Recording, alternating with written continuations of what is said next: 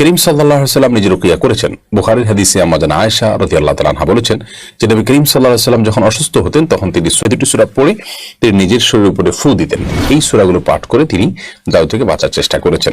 কালো ছাগল লাগে, কালো মোরগ লাগে, মৃত ব্যক্তির হাড়গোড় লাগে। আবু উবাইদ আপনি লিখেছেন রুকিয়া বলতে আসলে কি বোঝায়? রাসূল করিম সাল্লাল্লাহু আলাইহি ওয়াসাল্লাম কি নিজে কখনো রুকিয়া করেছিলেন?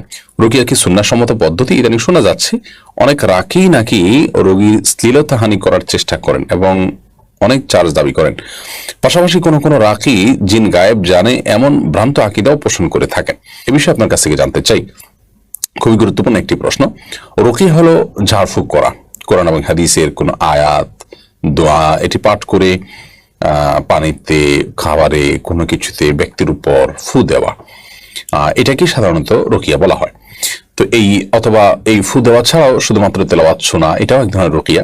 মানে এক কথায় কোরআন হাদিসের আয়াত এটি তেলাওয়াতের মাধ্যমে চিকিৎসা গ্রহণ করা, কোরআনের আয়াত এবং দোয়া কোরআন হাদিস আপনার থেকে প্রমাণিত,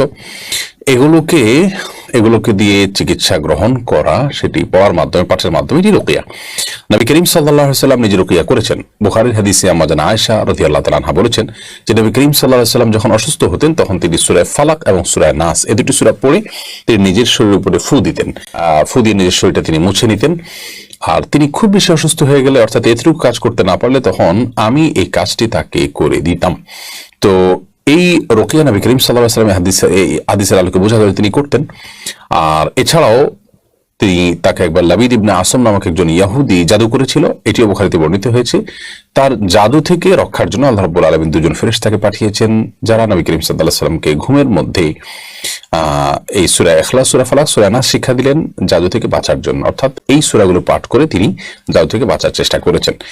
আর এই তিনগুলো পড়লে মানুষের বিভিন্ন বিপদ আপদ থেকে আল্লাহ তাআলা হেফাজত রাখেন, এটিও তিনি হাদিসে নির্দেশ করেছেন। এখান থেকে বোঝা যায় কোরআন হাদিসের আলোকে এবং কোরআন কারীমের আয়াত দিয়ে ঝাড়ফুঁক করা, এটি কোরআন হাদিসের আলোকে প্রমাণিত নবী সাল্লাল্লাহু আলাইহি ওয়াসাল্লাম করেছেন। সাহাবীদের একটি দল কোন এক জায়গায় যাচ্ছিলেন, সেখানে প্রতিমধ্যে তারা একজন সাপে দংশন করা মানুষকে শুধু সূরা ফাতিহা পড়ে রুকিয়া করার পর তিনি সুস্থ হয়েছেন এবং সেখান থেকে তারা পারিশ্রমিক গ্রহণ করেছেন। নবী করিম সাল্লাল্লাহু আলাইহি ওয়াসাল্লাম সেটাকে অ্যালাউ করেছেন। এখান থেকে রুকিয়া যেটি জায়েজ এবং সেই সাথে এখানে যে পারিশ্রমিক গ্রহণ করাও যায় সেটি স্পষ্টভাবে আরো প্রমাণ হলো।